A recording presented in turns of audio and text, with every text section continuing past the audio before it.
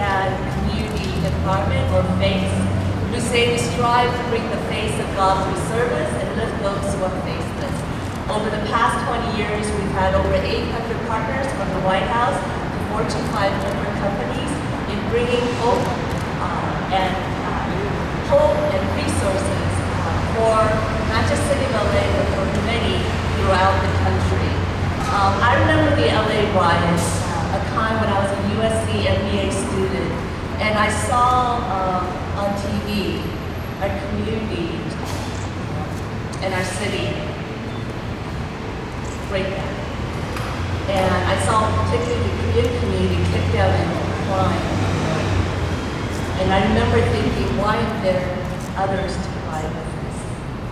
And today I'm so proud that we stand in solidarity with a coalition of diverse leaders in the city to launch our SAIGU campaign.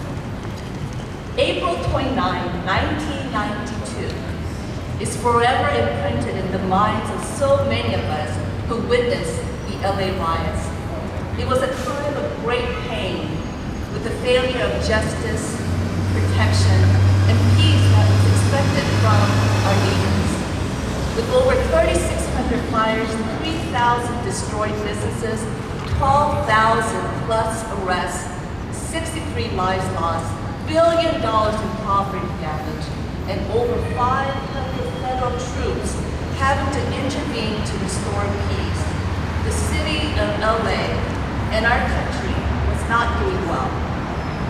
With the injustice of the Rodney King verdict, the failure of the LAPD and city leaders to protect residents, and especially the business owners, including the Korean community, who were victims of 65% of all destroyed businesses, trust in the system, in our leaders, and trust between different communities who were pitted against one another was at an all-time low.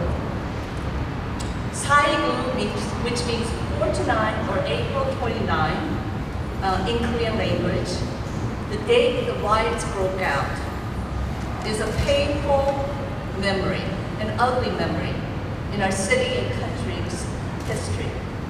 But today, as we announce the launch of our SAIGU campaign to commemorate the 30th anniversary of the LA riots with a series of events, we are proud to reclaim the word SAIGU and using the word, the call to serve, advocate, inspire, give, and unite campaign. As we stand in solidarity with the coalition of diverse leaders, we aspire to continue our work of building bridges of understanding, lifting and honoring the best of what LA has to offer and can be, and building the American dream together. Mother Teresa said, "None of us, including me, can do great things, but we can all do small things with great love. And together, we can do something wonderful." I believe today, as we launch our SAIGU campaign with our diverse coalition of leaders, that we can truly do something wonderful and great things for all, and that all voices can be heard. I want to, at this time, just acknowledge not just all the elected officials and the leaders here, but particularly our campaign co-chairs, for which 2 of them are here today. But in addition, I'm sad to say that Councilmember John Lee, who is one of our co-chairs, came sick, and he has canceled all plans. I know that he really wants to be here. He believes in his family. His mother was impacted by the LA riots, and so we will truly miss him today.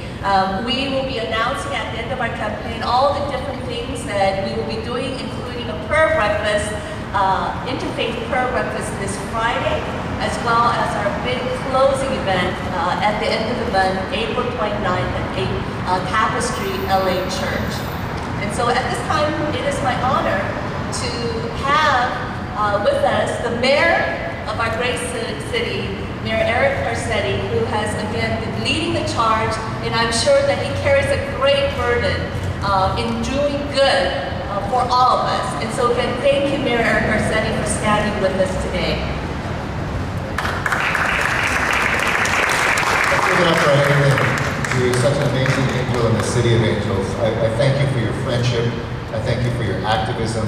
I thank you for who you are and the coalition that you brought here together. I thank my fellow elected officials, the members of the City Council that are here. John Lee, we miss you. Get better soon. And thank you to everybody who is here to mark SAIGU, to make sure that memory becomes manifest in the present. That we don't just mark history, but we do our part to make history as well. Like you, I was a student when April 29th, 1992 rolled around. It was my senior year of college. And I left the day before, coming back from spring break, to finish up my senior year of college. And I watched the dormitory lounge as national broadcast news showed the images of my city burning. I talked to my father, who I'm actually going to see in a few minutes here. He's coming to work today, to bring your father to work day. And he was campaigning at the time, having worked in this building as a deputy district attorney for many years. He thrown his hat in to try to make change and to run for district attorney. And the day after the burning ended, he went on his own with no cameras around to Wilshire Boulevard with some brooms and with the Korean community and just began to speak. Just began to speak. Mother Teresa quote of what we all can do with the smallest gestures. I still have friends from the Korean American community come up and say, we remember your father being out there, rolling up his sleeves, not being a politician or somebody aspiring to a title, but just being a human being, helping rebuild his city. And that's what we seek to do still today, that unfinished work. The devastating aftermath still has tendrils that reach out and touch us today. We still feel the sting of racial injustice, of prejudice, and the difficulty of running a small business. Remember, we don't know how many people we lost. So we estimate it was at least 5 dozen people lost their lives in the violence. And over 2,000 businesses were destroyed. I talked with a friend in the Korean American community who I've known for decades.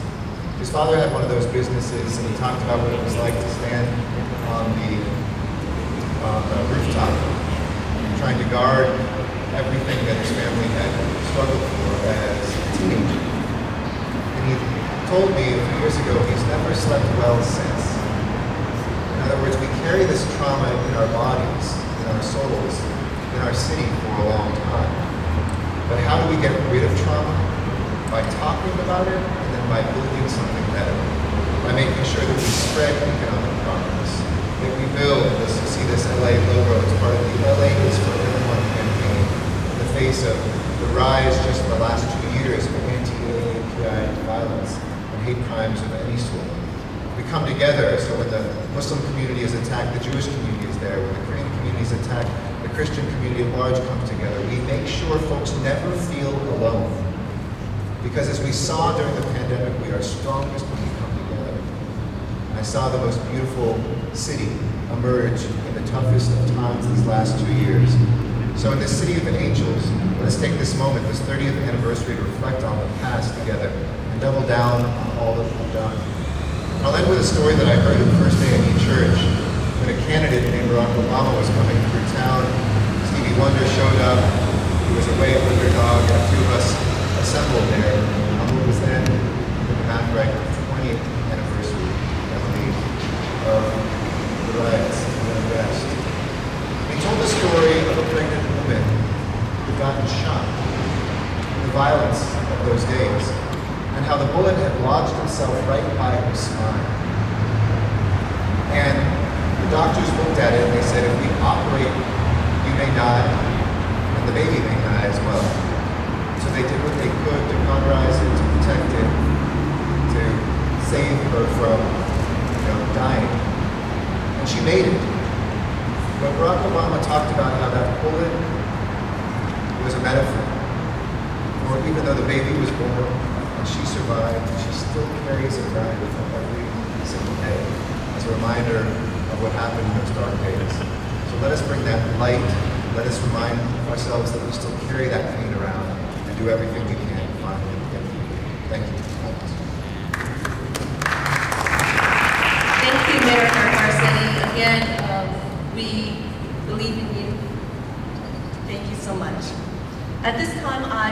bring up Julius Robinson, who is the Managing Director of Union Bank, or MUFG Union Bank. He has been an amazing partner in the long journey with FACE, and even our 20th anniversary, and he has agreed to serve here as one of the co-chairs, doing some lifting with us. Before he comes up, I also want to acknowledge also Bishop Kenneth Almer, who's also out of the country, but he has joined us as one of the honorary co-chairs. We have also Bishop Magia with the United Methodist Church, also Rabbi Noah Farkas, and I know that the Jewish Federation was also the key sponsor is here with us, with Elisa as well. And so with that, I would like to bring up Julius. Good morning, everyone. Thanks so much for coming here and helping us celebrate this momentous occasion. I stand here today not as a representative of my country, but really as a citizen of this community. I grew up not too far from here in the Nickerson Gardens, and I'm old enough to remember the Watts Uprising.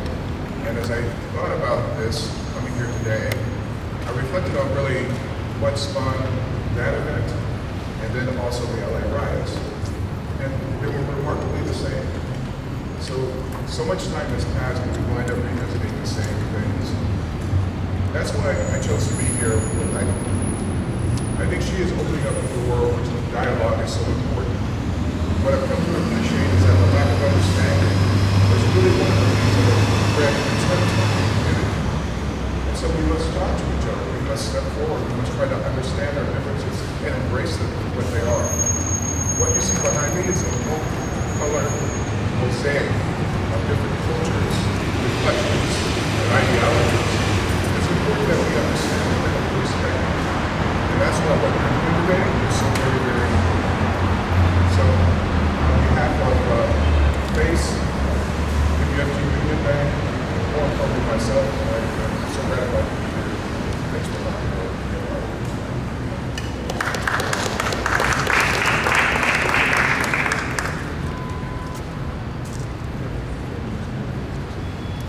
As Julius mentioned, that the lack of understanding of one another breeds contempt. And we are very excited and grateful that the Korean Consulate, as well as the LA Unified School District and school system, is going to be partnering with us in creating a curriculum, particularly in lifting up the stories of many of the store owners who've been impacted disproportionately in the riots. We have Dr. Chie Kitayama with the Koreatown People Union Community of Schools. She is the Community of Schools Administrator for the LA Unified School District. Good morning. 30 years ago, I was at home being a young new mother, giving a birth to my first daughter, and watching from TV the horror that was happening in our community, and also watching the unjust verdict that was given to Ronnie King at the time. It was just horrible times. So I'm here to support SAIGU campaign for their commitment and staying on course, so that all communities, especially the Korean American community, are well represented and spoken for. Their dedication and commitment to maintain peace and stability in our neighborhood is truly commendable and appreciated. 30 years have passed since those dark days, and communities have forged alliance and come together for the betterment for all. As a Korean American, I have seen those changes and how far we have come. However, we must continue with the progress that we have made to ensure all lines of communication stay open to foster better relationships for the next generation. For that reason, we are planning to collaborate on developing curriculum and lessons to help students reflect on the issue to create a better present and future world. Thank you. I want to say amen to that. Thank you, Dr. Chie. At this time, we have the City Council member, Monica Radu, who is here with us. And I know that she represents a large part of the Korean community as well. Thank you so much and welcome. Thank you so much, Ken. It's so great to join you today. And all of my colleagues and all of the incredible civic leaders that have joined us to commemorate 30-year history that There's not a single Angelino who can't remember where they were and what they were feeling in the moments of the LA riots erupting in the streets of Los Angeles. I was a senior at San Fernando High School. My father was on the first dispatch to the epicenter of Florence and Normandy as an LA City firefighter. His fire truck sustained multiple rounds of a semi-automatic. He was nearly hit. But it was that long night, watching the city that I loved engulfed in flames, and seeing residents and business owners having to fend for their own neighborhoods, that left the most deepest mark on me. And it inspired why I'm here today. Because I wanted to be part of the change of Los Angeles, to not allow history to repeat itself. And out of the ashes of that moment, we find ourselves here 30 years later, continuing to work together as one Los Angeles in making sure that we never repeat those moments and that we leave those memories deep in the past. But I am proud to stand here because we still have much work to do. And I'm so grateful for the work of SAIGU, and it's work that I think embodies the words that were made that left an indelible mark on all of us, a simple phrase that asked if we could all just get along. And it was those words that helped to inspire us, and I think move us forward to get together here today in Los Angeles. That we continue to embrace one another and support one another and uplift one another to make sure that we never repeat that history. And so I stand with you today in solidarity as a chair of public safety, but as an Angelino, to assure that we do not repeat that history and that together we learn and support and sustain one another through our deepest traumas so that we can recover and heal and make sure that we make the next generation better prepared to lead our city together. And so I want to thank my colleagues, and I want to thank Kingpin and all of the honorary committee members for being here to mark what was a very dark day in our city's history.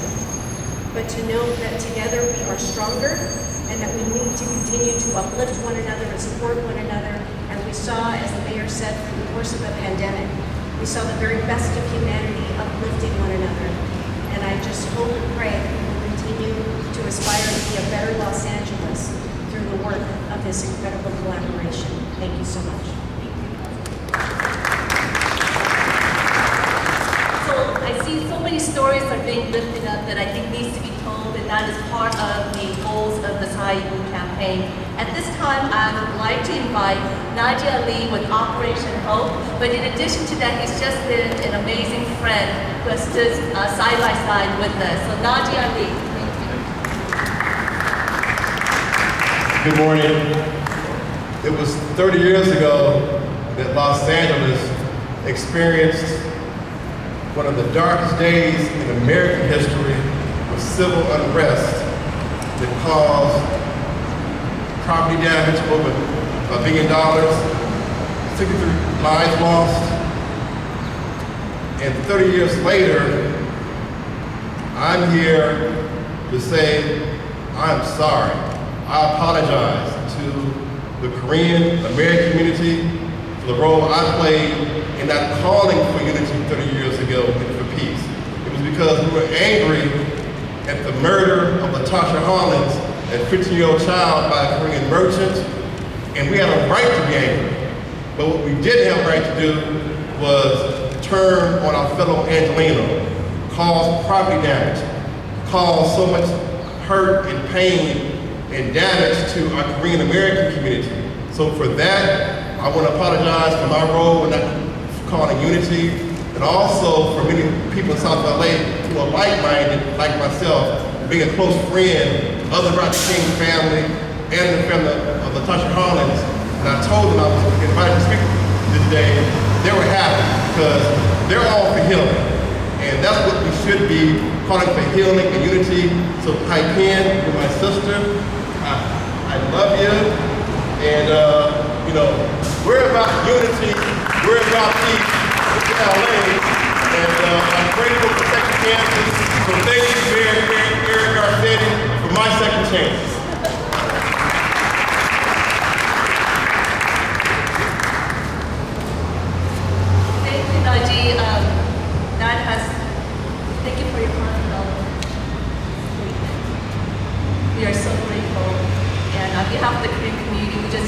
we love you, and that we want peace, right? And it's time for healing, and we love to have Latasha Harlan's family, Shanice, who I had a chance to speak with, as well as Laura King, to join us for our April 29th final closing event. At this time, I want to invite T.C. Kim, who is the president of the Korean American Foundation of Glendale, but he was also a reporter during that time period.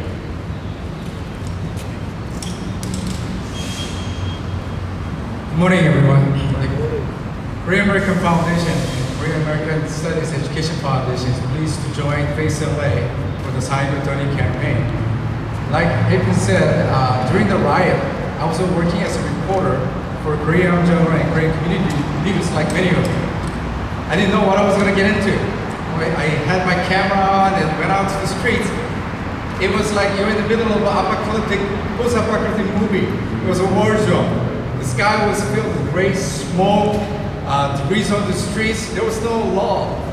Building blew up in smoke, people looting, assaulting each other. It was such a sad and tragic moments that I had to witness. And I believe that to prevent such a tragedy, the education is the key. Today's young generation is growing up